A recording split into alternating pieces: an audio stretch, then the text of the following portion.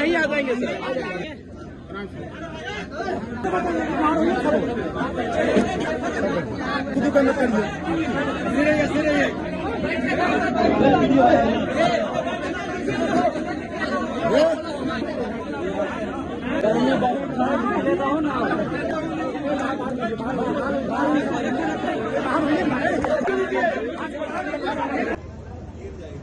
सरकार के नाम लेकर, एक मंत्री का नाम लेकर डिप्टी सीएम से हम मुलाकात करेंगे। थाना प्रभारी से वो बात कर रहा है, उसका ऑडियो वायरल है। जिन अपराधी ने जाति के आधार पर लगातार जो घटना घटित हो रही है, आज ही हम 5 हत्या के बाद आए हैं। पटना में बंटी यादव की हत्या, फिर हाजीपुर में 3 हत्या,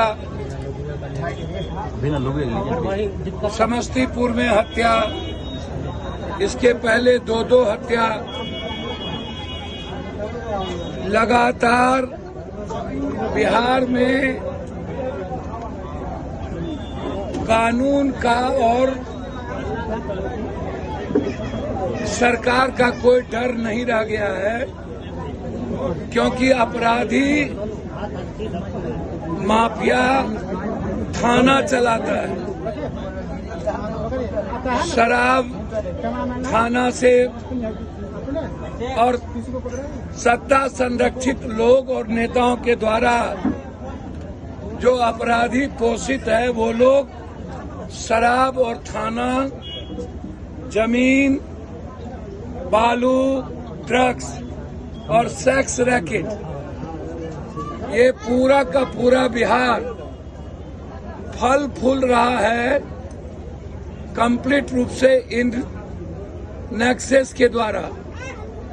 आम आदमी के घर में बेटी सुरक्षित नहीं है, कोचिंग से बच्ची आएगी तब सुरक्षित नहीं है, हॉस्टल में सुरक्षित नहीं है, नीड्स की बच्ची सुरक्षित नहीं, कोई कॉलेज में बच्ची सुरक्षित नहीं, थाना में सिपाही सुरक्षित नहीं, स्कूल में शिक्षिका सुरक्षित नहीं।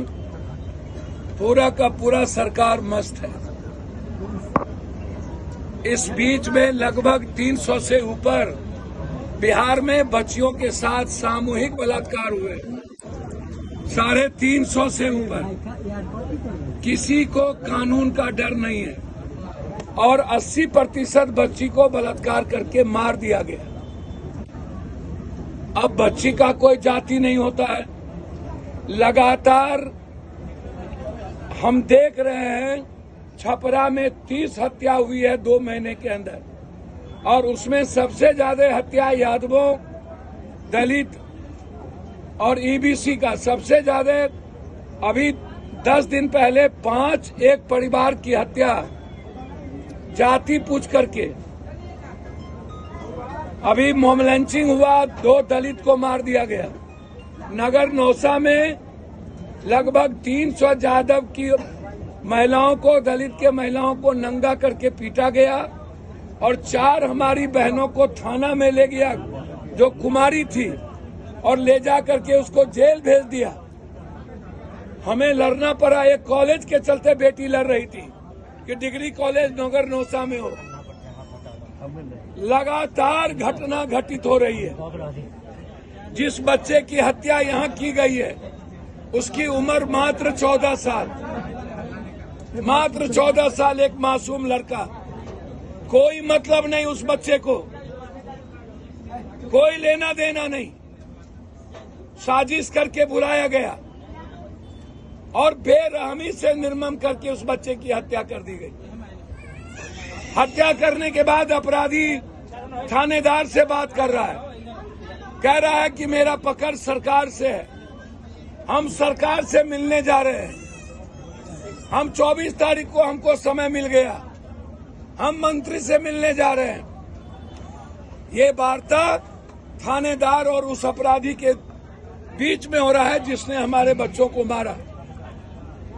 और कह रहा है कि अभी क्या हुआ है। अरे गुनाह किया है गरीब आदमी का, दलित का, सबसे ज्यादा गुनाह यादवों का क्या हो गया भैया? पप्पू यादव का गुनाह समाज क्यों भुगते? यदि गुनाह हमने कोई गलती की, कोई जाति तो गलत होता नहीं है, हम तो हमेशा बोलते हैं कि आप टारगेटेड किए हुए हो सभी तरफ से। जब इनकाउंटर भी होगा तो टारगेट कर दोगे। बंटी यादव की हत्या की गई बेरहमी से, एक मंत्री, एक संतरी, एक सरकार उसके यहाँ नहीं गए, नहीं बोला। हम भरत तिवारी की घटना घटी, सबसे पहले पप्पू यादव पहुंचा, सबसे पहले 5 लाख पप्पू यादव ने उस परिवार को जिसको शहीद कर दिया। हम तो कभी जाति धर्म नहीं देखते हैं।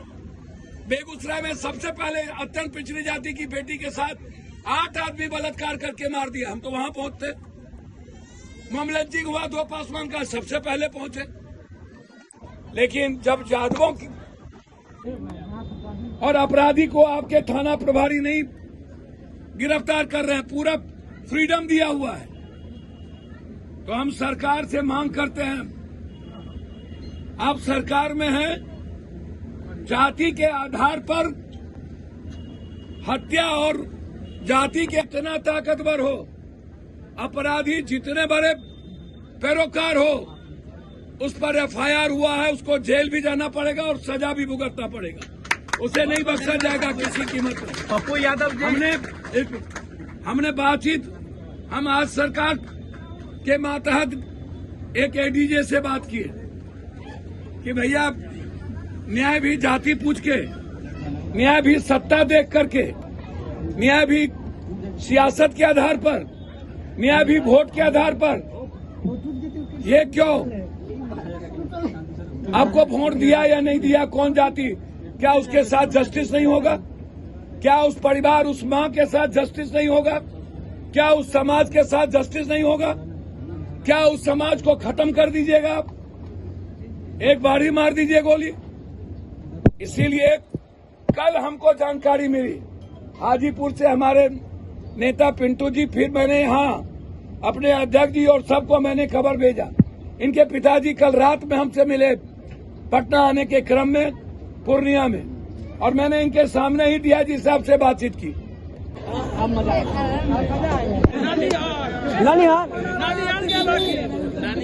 इधर आइए मुखिया जी, इधर आइए। विलुप्त हो गए जैसे धरती पर से गिद्ध बुझे हैं। आज जात का हत्या हो गया, पैसे के नाम पर पैसा बांट देते हैं, जब कुछ लोग वोट दे देते हैं, लोग रुपया पे बिक जाते हैं।